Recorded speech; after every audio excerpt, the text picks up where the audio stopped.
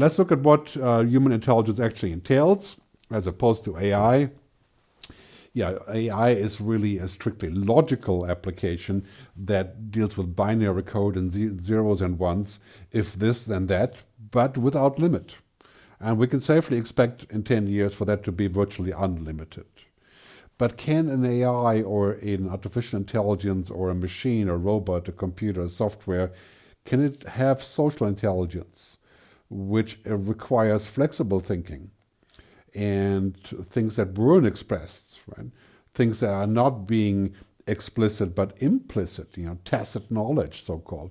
Intellectual intelligence, kinesthetic intelligence, emotional intelligence.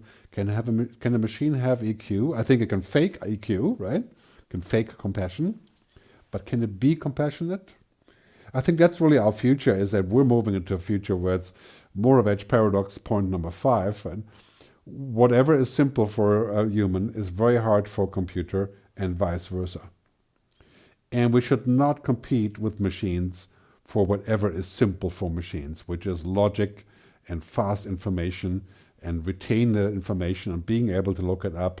That's not really our forte, right? It's the other way around. And that's also where our future jobs go, our future of work. The future of work is to do what we can do best, not to compete with machines. So that means we have to move up the food chain, give up a little bit of the routines, develop our human-only skills. I mean, these days, of course, you know that every HR department is always looking for people with EQ, right? With emotional quotient. IQ is still important, but now we're looking for people that are good negotiators, storytellers, that have intuition, imagination. Because here's the thing, in the end, anything that can be automated, digitized, virtualized, whatever you want to call it, robotized, right? It's going to happen.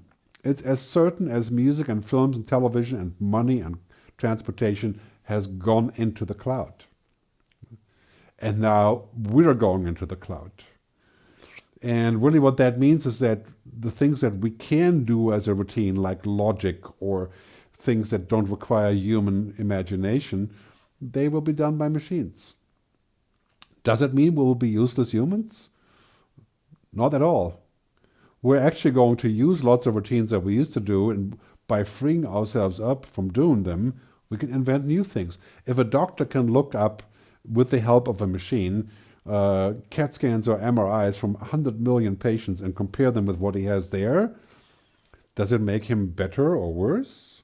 It probably makes him a better doctor by using a more powerful tool, but he still has to use his human abilities, right? Because the flip side of this is also true. Anything that cannot be digitized, anything that is human only, becomes extremely valuable. And that's the future of work. The future of work is not to compete with machines on downloading information or browsing or verifying or fact-checking or administering things. It is the stuff that we do best and intuitively. I think Marvin Minsky once said that we do the best things that we don't know that we know. That's what humans do. So creativity, emotions, intuition, mystery, values, empathy, ethics. Can a computer have mystery? Not really. It can pretend to have mystery, of course. That's called simulation. But when we look at the future of work, it's quite clear this is what we have to know, this is what our kids have to know, and on top of that, they still have to understand technology as well.